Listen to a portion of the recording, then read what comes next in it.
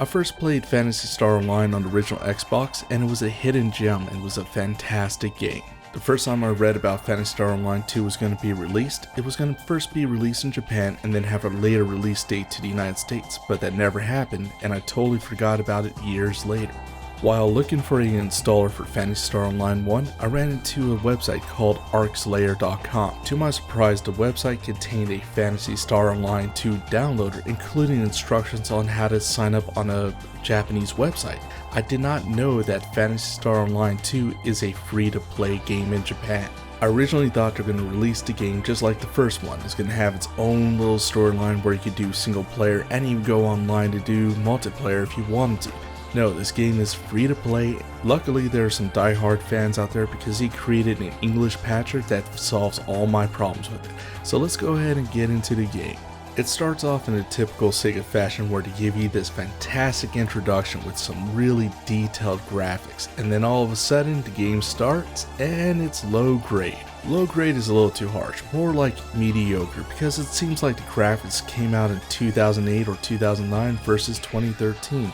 And for this game, I was expecting a little bit more. My rig has a GTX 970 with a Core i7, and I'm getting a solid 200 frames per second. So anyone with a high-end PC with a new high-definition texture pack from this game, you wouldn't be sacrificing any performance whatsoever. They should definitely do it. Graphics isn't everything in a game. What's important to me as well is gameplay, and it leads me to my first award: why fix it when it's not broken?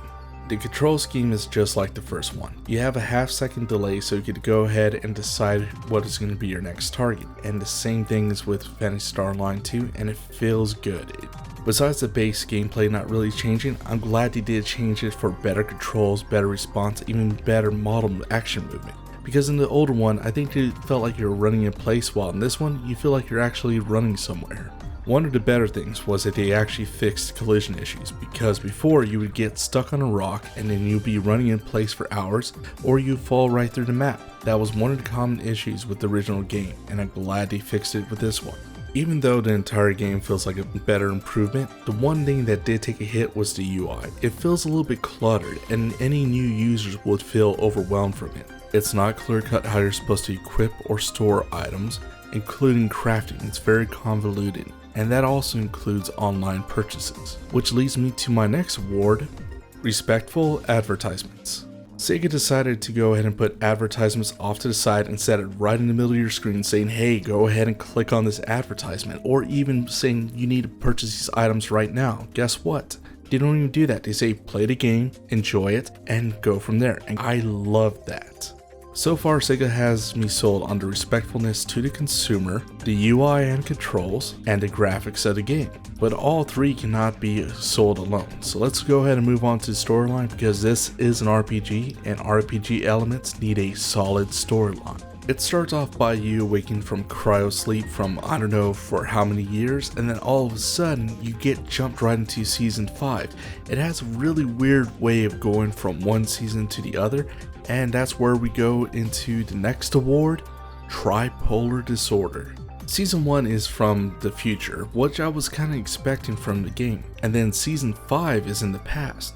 All that happened within the first 20 minutes of the game, so I decided to take a step back, look for season 1 through 3, and trying to figure out how to play it, but unfortunately it's unplayable. You can only watch episodes of season 1 through 3 in your room.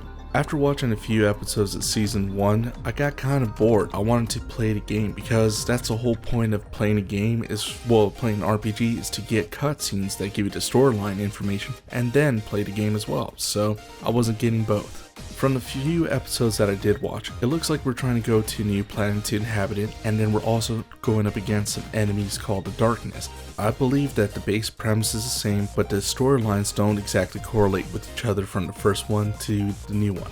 Season 4 has a totally different approach and a totally different storyline, as this time it's during present time, where you're able to actually communicate with the future through a PC playing Phantasy Star Online 1, or actually Online 2. The present characters are teenage girls, which I don't mind, but it starts going into lolly really bad, and that's when it absolutely turned me off to this. I kept on skipping episode after episode because it was just cringy. The anime or Japanese culture that I do like goes along with Berserk or a little bit more mature audience. Well, this one is definitely for the new age lolly stuff, and I am not having any of it. So after skipping a lot of episodes, I decided to just quit season 4 and try out season 5. Hey, this looks promising. It's a little bit in the past. I could definitely deal with the character models, and I definitely dig the armor outfits for the men, but the girls doesn't make any sense to me until, guess what happens? Pam, she turns into a fairy. A flipping fairy. Are you serious? I don't want to have Navi nagging at me every time. Enough of Navi. I'm kind of done with the whole fairy thing. But I keep on trucking, keep on going through the whole episode. It takes about 30 minutes for the very first episode for season 5. Yes, 30 minutes. And guess what? During the whole time, I was thinking, why am I not playing Berserk? I have it on my Steam account. Why am I not playing it? That was a key indication that I'm pretty much done with Phantasy Star Online 2. It's definitely not for me. It goes to the past, goes to the present, and goes to the future, and it doesn't tell you exactly what it's supposed to be. It has a identity crisis, and that's why I gave it the tripolar disorder, because it has 3 personalities that are trying to compete for what it's supposed to be. So who's this game for?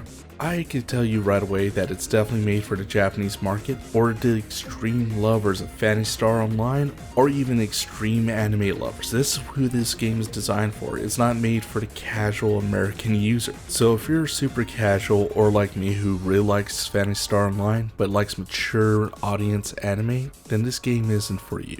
If I didn't bother with the storyline and just kept with the online mechanics only, this game is actually pretty good, so I would recommend it. So I know it's kind of contradicting itself because I do have multiple answers, but if you're like me, like what I said before, who likes mature anime and really likes Phantasy Star Online, avoid the storyline at all costs. It's not worth it. Just enjoy the online gameplay, and then it will be worth it.